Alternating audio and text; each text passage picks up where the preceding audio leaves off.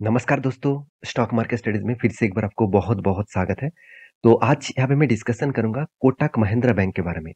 आप सभी जानते हैं कोटक महिंद्रा बैंक इंडिया के थर्ड लार्जेस्ट प्राइवेट बैंक है और इस कंपनी के ऊपर मैं हमेशा एक पॉजिटिवली बुलिश रहता हूँ क्योंकि इस कंपनी के जो मैनेजमेंट है और इस कंपनी का जो परफॉर्मेंस है, वो मुझे बहुत स्ट्रॉन्ग लगता है और कंपनी ने पिछले दिनों में क्वार्टर 1 का रिजल्ट पब्लिश किया था और उसी के बारे में मैं डिस्कशन करने वाला हूँ इस वीडियो के अंदर। तो इस वीडियो को लास्ट तक ज़रूर देखिएगा और चैनल को अभी तक सब्सक्राइब नहीं किया तो ज़रूर कर लीजिएगा इस तरीके से इन्फॉर्मेशन और कंटेंट पाने के लिए। तो सबसे पहले मैं रिजल्ट के ऊपर बात करूँ तो जो रिजल्ट है यहाँ पे देखिए देख सकते हैं आप स्टैंड अलोन रिजल्ट आपको मैं दिखा रहा हूँ क्योंकि इसके अंदर एनपीए और प्रोविजन भी देखने को मिलेगा। अगर आप कंसोलिडेटेड रिजल्ट देखेंगे तो आपको एनपीए देखने को नहीं मिलेगा। तो देखिए रिजल्ट की एक समरीज आप देख लीजिए, चाहे वो थोड़ा पैसा इधर हो उधर हो कोई बात नहीं। तो टोटल इनकम के बारे में बात करूँ, इस बार कंपनी टोटल जो इनकम किया वो किस बेसिस में है, करोड़ों में है, लाखों में है, वो पहले देखना है। हाँ, करोड़ में है।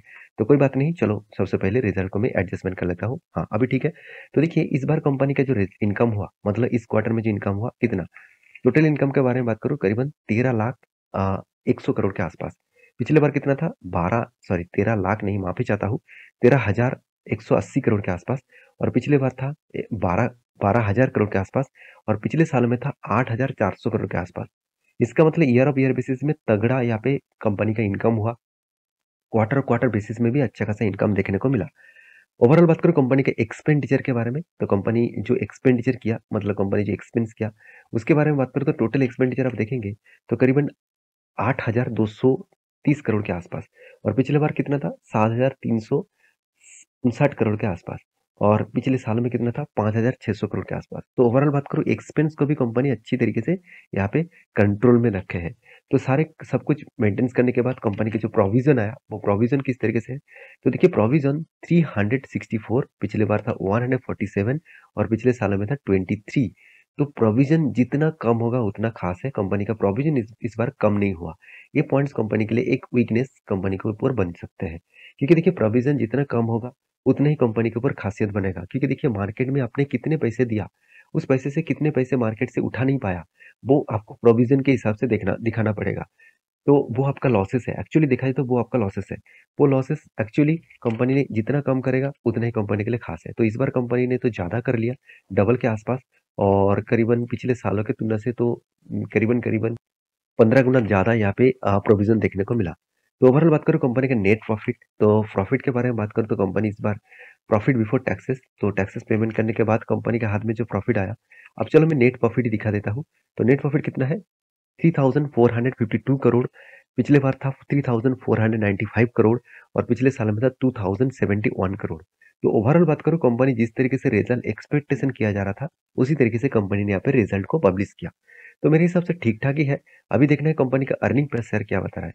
कंपनी का अर्निंग पर शेयर 17.38, पिछले बार था 17.39, पिछले साल में था 10.43। इसका मतलब earning per share year of year basis में अच्छा खासा ग्रोथ देखने को मिला। इसका मतलब जो एस्टीमेट था, वो एस्टीमेट अच्छी तरीके से यहाँ पे बीट कर पाया। तो कंपनी का जो एनपीए है, जो परसेंटेज ऑफ एनपीए है, वो बहुत इंपॉर्टेंस है। तो देखिए एनपीए कंपनी जो पिछले सालों का जो एनपीए था 0.62 के आसपास, इस बार वो कम करके बना चुके हैं 0.40। तो मुझे इस तरीके से कंपनी के जो सबसे जो बेस्ट पॉइंट लगता है वो है एनपीए। मुझे लगता है इस कंपनी मार्केट में जितना लोगों को उन्होंने पैसा दिया, मान के चलिए 100 लोगों के पास पैसा दिया, उनमें से शायद एक लोग शायद आपको पैसा, मतलब जो कर्जा है वो मिटा नहीं पा रहा है, बाकी सारे लोग को पैसा वो उठा पा रहे हैं मार्केट से। तो बेस्ट पॉइंट ऑफ व्यू से देखा जाए तो एनपी जितना कम होगा, जितना कम, उतना ही वो बेस्ट बैंक माना जाएगा। तो बेस्ट बैंक और बेस्ट फाइनेंशियल कंपनी माना जाएगा। तो मेरे हिसाब से इस कंपनी बेस्ट है। और जो रिटेल बैंकिंग के हिसाब से देखा जा रहा है, तो कितने मार्केट से पैसा उठा पाया, रिटेल बैंकिंग मतलब सेविंग अकाउंट और करेंट अकाउंट, इस दोनों अकाउंट से कंपनी मार्केट से कितना पैसा उठा पाया। तो ओवरऑल बात करूँ तो 5,940 करोड़ के आसपास, पिछले बार था 5,390 करोड़ के आसपास और मतलब पिछले क्वार्टर्स में था 5,390 करोड़ के आसपास और पिछले सालों में था 4,128 करोड़ के आसपास। तो इसका मतलब यहाँ पे अच्छा खासा रिटेल बैंकिंग का भी ग्रोथ हुआ।